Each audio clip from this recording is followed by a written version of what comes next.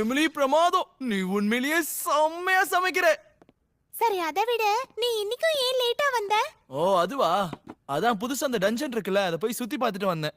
அது மட்டும் இல்லாம இப்ப என்னுடைய மேக்ஸ் ஹெச்பி இப்போ எஸ்க்கு போயிடுச்சு தெரியுமா?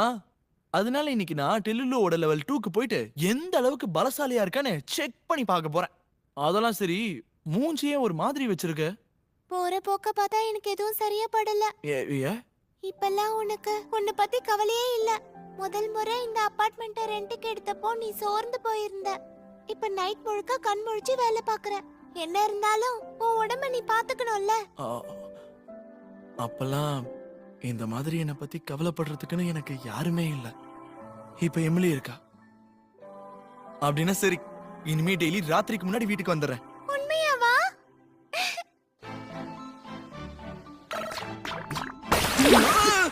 கொஞ்சம் இரு.